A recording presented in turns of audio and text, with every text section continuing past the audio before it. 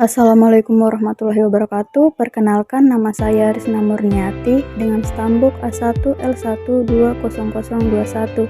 Di video kali ini, saya akan melakukan micro teaching sebagai pemenuhan tugas mata kuliah Perencanaan Pembelajaran Kimia. Selamat menyaksikan. Bismillahirrahmanirrahim. Assalamualaikum warahmatullahi wabarakatuh. Waalaikumsalam warahmatullahi wabarakatuh. Oke, baik anak-anak. Sebelumnya Ibu minta maaf karena kemarin tidak sempat hadir. Jadi ini hari kita masuk via online. Baik, Ibu. Untuk itu saya akan mengecek kehadiran terlebih dahulu. Siapa yang tidak masuk di room ini? Ini hari Windian, Ibu tidak masuk. Kenapa dia keterangannya? Serangan sakit. Sama satu lagi dari Natasha. Itu sakit juga. Tanpa keterangan, Bu. Iya, tidak apa-apa.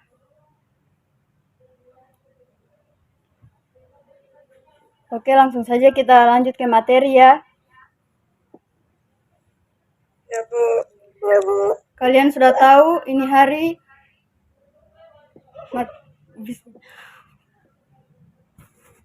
materinya apa? Belum, Bu. Jadi ini hari kita akan belajar mengenai reaksi redoks atau reaksi reduksi oksidasi ya. Baik, Bu. Nah, kalian tahu apa gambar yang saya tampilkan? Tahu, Ibu. Apa itu? Balon, besi, sama paku. Yang lain kenapa tidak berbicara ini? Halo? Data jelek jaringan mungkin, Bu. Ya, tidak apa-apa. Jadi yang dijawab oleh teman-teman kalian tadi sudah betul ya.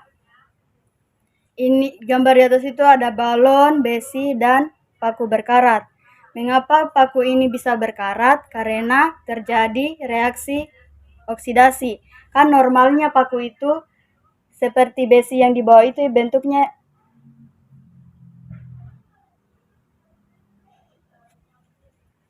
Halo? Ya, Bu. Ya, Bu. Saya ulang, jadi balon dan paku berkarat itu mengapa demikian? Karena mengalami reaksi oksidasi. Bisa dipahami? Bisa, Bu. Oke, next. Nah, pengertian oksidasi dan reduksi itu dapat ditinjau berdasarkan 3 landasan teori, yaitu 1. Reaksi pengikatan dan pelepasan unsur oksigen. Nah, reaksi oksidasi atau pengoksigenan adalah peristiwa penggabungan suatu zat dengan oksigen. Misalnya, ini Ibu memberi contoh, Si tambah O2 menghasilkan SiO2. Mengapa demikian? Karena Si mengalami oksidasi, jadi jika ditambahkan O2 menghasilkan SiO2. Selanjutnya, reaksi oksidasi logam dikenal juga dengan nama perkaratan. Reaksi pembakaran juga termasuk reaksi oksidasi. Misalnya pembakaran minyak bumi, kertas, kayu bakar, dan lain-lain. Kalian pernah melihat semua itu kan? Pernah, Bu. Iya, Bu, pernah. Itu merupakan salah satu reaksi oksidasi. Nah, untuk reaksi reduksi sendiri adalah peristiwa pengeluaran oksigen dari suatu zat. Misalnya ini, 2CuO menghasilkan 2Cu tambah O2. Nah, tembaga Cu jika tereduksi, hasilnya itu akan menghasilkan 2Cu tambah O2. Bisa dipahami? Bisa, Ibu. Dan untuk misal nih H2O, jika tereduksi akan terurai menjadi H2 tambah O2. Saya ulangi ya, kalau oksidasi itu ada penambahan oksigen. Kalau untuk reduksi itu kekurangan oksigen. Atau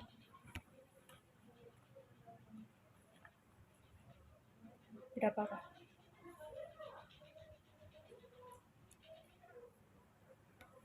Oke, lanjut. Yang kedua itu reaksi pelepasan dan peningkatan elektron. Reaksi oksidasi dan reduksi juga dapat dibedakan dari pelepasan dan penangkapan elektron. Oksidasi adalah peristiwa pelepasan elektron, misalnya Na tambah Na plus tambah elektron. Mengapa demikian? Kan kalau Na itu ikatan ionnya adalah plus. Nah, dia berarti membutuhkan satu elektron. Seperti yang Ibu bilang tadi, reaksi oksidasi itu adalah penangkapan dan pelepasan elektron. Di sini Na terjadi pelepasan elektron karena Na itu muatannya positif, sementara elektron itu muatannya negatif. Sejauh ini bisa dipahami anak-anak? Bisa, Ibu. Nah, untuk reaksi reduksi sendiri itu peristiwa penangkapan elektron. Nah, Ibu kembali tadi contohnya Na plus tambah elektron. Dan di sini kan dia kelebihan satu elektron, maka menghasilkan Na. Karena Na itu muatannya positif dan ditambahkan elektron negatif, jadi dia kembali normal karena karena satu elektron dan satu proton, jadi Na tidak bermuatan. Contoh yang kedua itu ada Fe3+ ditambah elektron. Itu dia menghasilkan Fe2+. Dari konsep kedua ini dapat disimpulkan bahwa reaksi oksidasi dan reduksi tidak hanya melibatkan reaksi suatu zat dengan oksigen. Jadi kan tadi konsep yang pertama itu ada penambahan dan pelepasan oksigen. Itu tidak selamanya seperti itu. Ada yang pelepasan elektron dan ada penangkapan elektron. Seperti itu.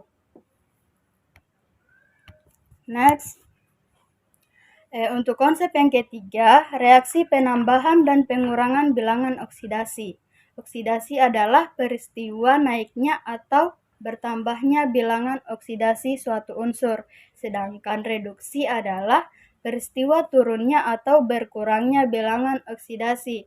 Jadi untuk reaksi oksidasi reduksi ini ada 3 konsep, yaitu yang pertama ada reaksi peningkatan dan pelepasan unsur oksigen, yang kedua reaksi pelepasan dan peningkatan elektron, dan yang ketiga itu ada reaksi penambahan dan pengurangan bilangan oksidasi. Bisa dipahami? Bisa, Ibu. Saya meminta satu orang untuk menjelaskan ulang apa itu reaksi oksidasi.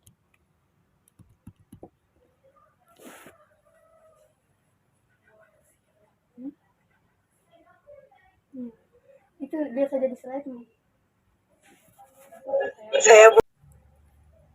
Saya, Bu. Iya, Nur Afifah, silakan. Baik, menurut pemahaman saya, reaksi oksidasi adalah suatu peristiwa yang terjadi akibat penambahan dari oksigen. Betul. Sekian dan terima kasih. Ya. Betul ya, apa yang dijelaskan oleh teman kalian tadi. Jadi, reaksi oksidasi itu adalah penambahan oksigen.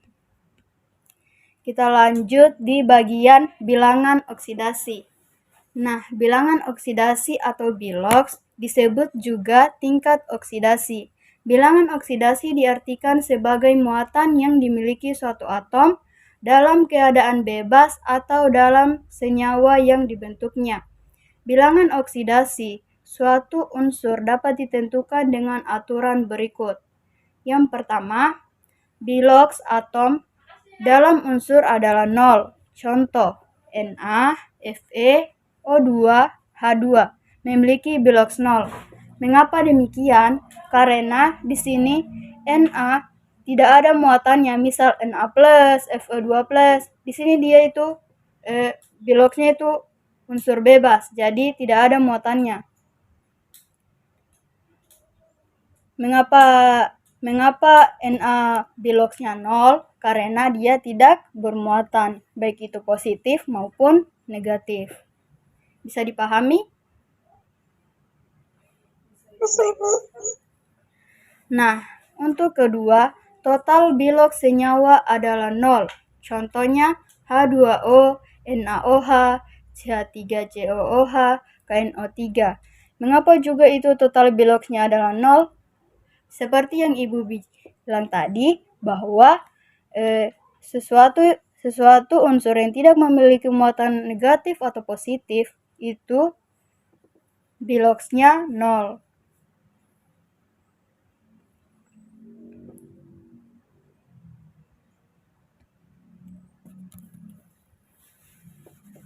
Nah, untuk yang ketiga, biloks ion sesuai dengan muatannya.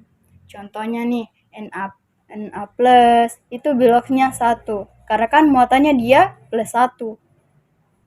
Nah, yang kedua ada O2 min. Itu muatannya dia min 2, karena ada muatannya itu min 2.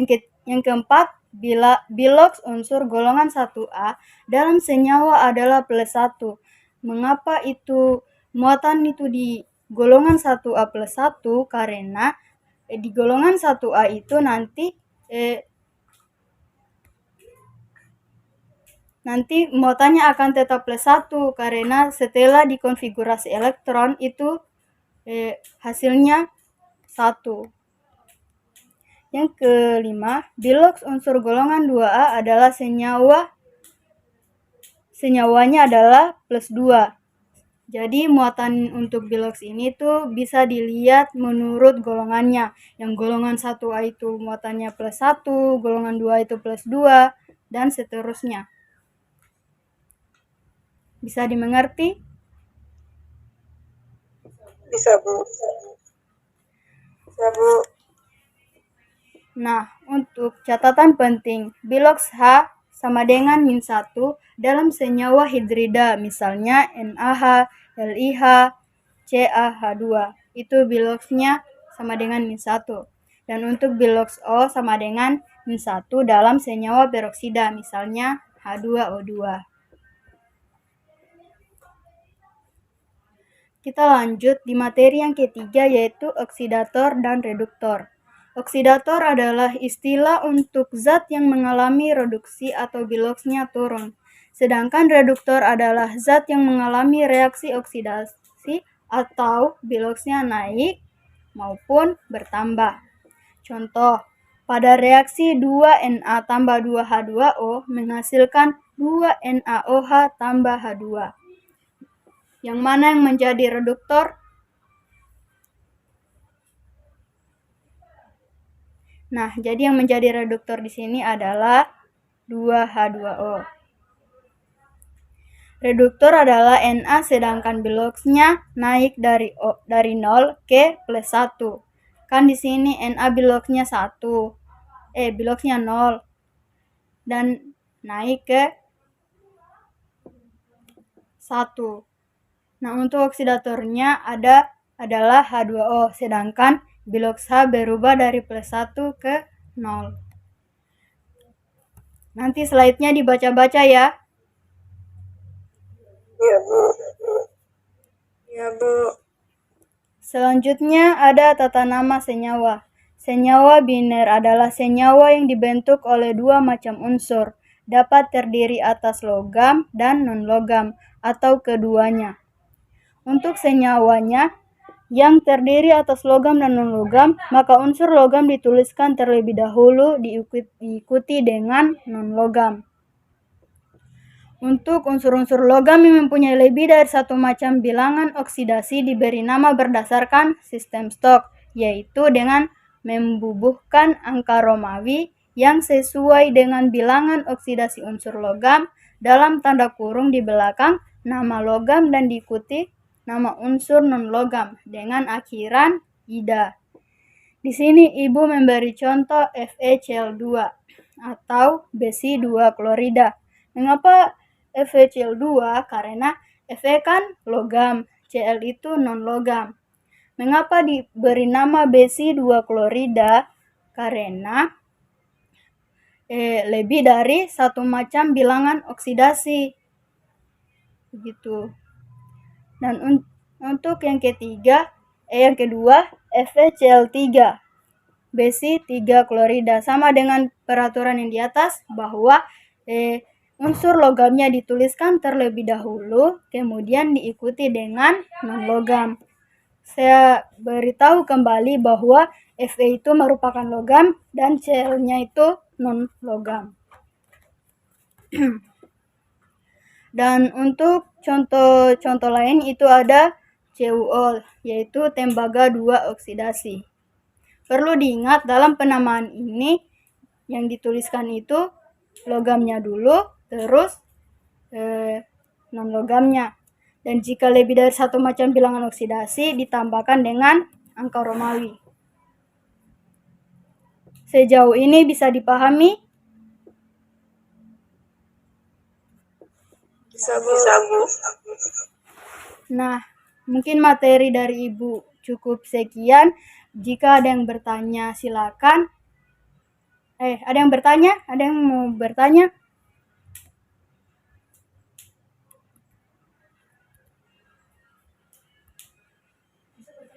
Bertanya.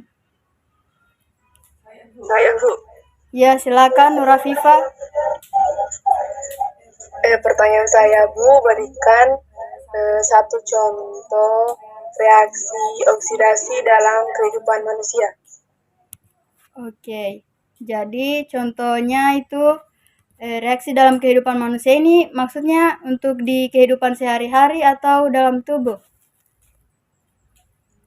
Bisa juga, Bu, dalam tubuh, bisa yang sehari-hari. Oke, yang sehari-hari itu ada reaksi pembakaran. Itu merupakan salah satu reaksi oksidasi. Nah, nanti juga Ibu akan memberikan kalian tugas melakukan eksperimen dari bentuk reaksi oksidasi itu sendiri.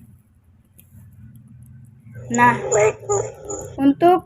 untuk nextnya, Ibu akan memberikan kalian atau membagikan kalian LKPD. Itu salah satu bentuk tugas kalian per kelompok. Nanti kalian kumpulkan minggu depan. LKPD-nya nanti Ibu bagikan di via WhatsApp. Oke? Iya, Bu. Usahakan semua siswa itu aktif ya. Jika ada yang tidak aktif, kalian boleh tidak menuliskan namanya atau menuliskan namanya di akhir dari nama-nama kelompok itu. Bisa dipahami? Bisa, Ibu. Oke, mungkin pelajaran kita hari ini kita cukupkan sampai di sini. Jika ada kekurangan, Ibu mohon maaf. Saya akhiri. Wassalamualaikum warahmatullahi wabarakatuh. Waalaikumsalam warahmatullahi wabarakatuh. Terima kasih, Bu. Ya, sama-sama Ibu Liv ya.